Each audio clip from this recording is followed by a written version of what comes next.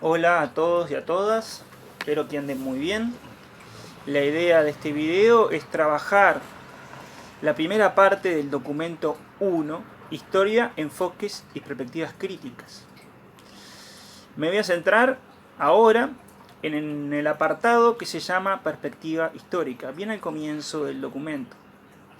Allí el documento empieza a decir que las preguntas que nos hacemos sobre el conocimiento disciplinar de la psicología pueden responderse de una amplia variedad de posiciones epistémicas sobre qué es la psicología, cuál es su objeto y cómo ésta se produce, cómo se produce el conocimiento, y para ello se utiliza una amplia variedad de conceptos muy heterogéneos.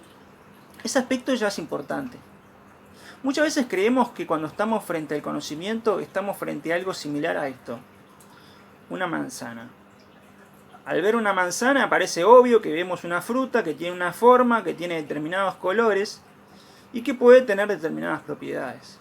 Entonces todos creemos que vemos una manzana y que estamos frente a una manzana. Pero la historia no es una manzana. Es decir, siempre que se hace historia, se hace de una posición teórica determinada sobre lo que entendemos como historia, ¿sí? De cuál es el objeto de esa cosa que queremos estudiar, en este caso la psicología, y cómo se puede producir conocimiento en torno a esa cosa que queremos estudiar, que en este caso es la psicología. Por eso es muy importante entender qué hacemos cuando trabajamos como historia. Pero el tema es que allí hay un problema central, es qué es la psicología. Bueno, en líneas generales debemos decir, como plantea Ferreira, que la psicología forma un campo de saberes y prácticas marcado por una pluralidad radical, no solo en la diversidad temática y en sus áreas de investigación y actuación, sino principalmente en la multiplicidad de orientaciones en un cuadro de combinaciones imposible. Es decir, la psicología no puede pensarse como ahí la psicología, mirá, qué obvio que es la psicología, todos entendemos qué es la psicología. No, es un campo heterogéneo de saberes, de prácticas, de manera de entender qué es la psicología, cuál es su objeto, las formas de trabajar sobre esos objetos, en fin. Entonces, cuando hablamos o pensamos sobre psicología, hay que advertir que estamos ante una dispersión de objetos de estudio que ha sido acompañada del uso de una variedad de perspectivas, entre ellas perspectivas historiográficas, que trascienden la historia interna de la propia disciplina y han incluido el interés por condiciones sociales y culturales de los saberes. Este punto también es muy importante. Muchas veces creemos que cuando estamos frente a historia, estamos frente a esto. Es decir, la historia de los grandes personajes, de los grandes hombres, de los grandes eventos.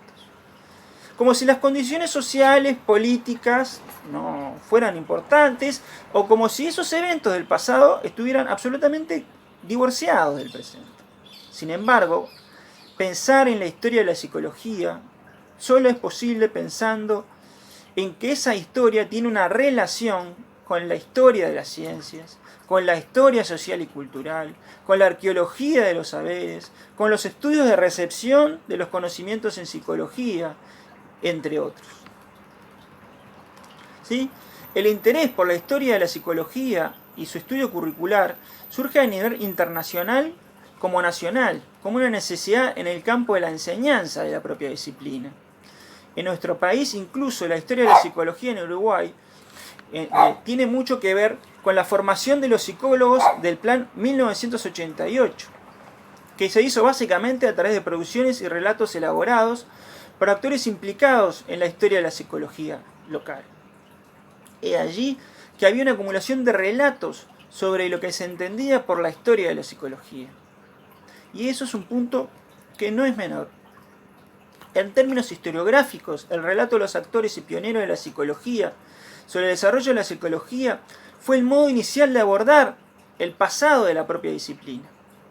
Y estas narrativas, si bien reflejan una imagen de una disciplina que avanzó en diversos campos de aplicación, pasando por distintos eventos, consolida una noción de profesión legitimada a su ejercicio y tiende a escribirse en un campo de tradiciones en el marco de la historia de las ciencias, que definen a la historia como una historia recurrente.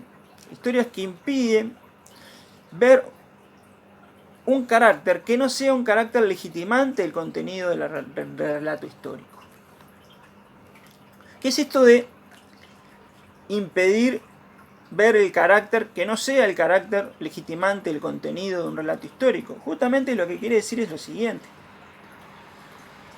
Volvamos a esta imagen.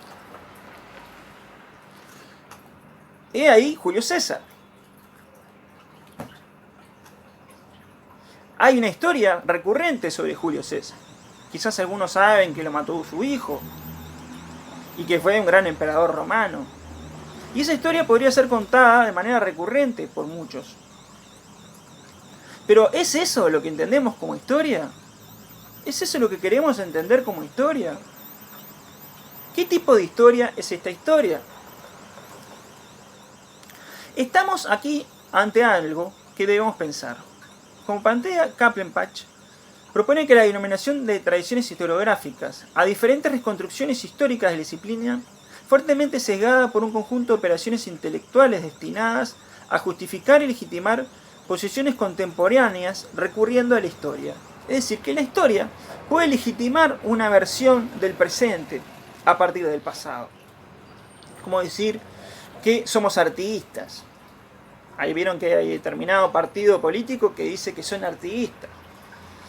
O sea, legitiman sus acciones a partir del pasado. ¿Pero qué se entiende por artiguismo? No lo dicen. Parece que fuera obvio.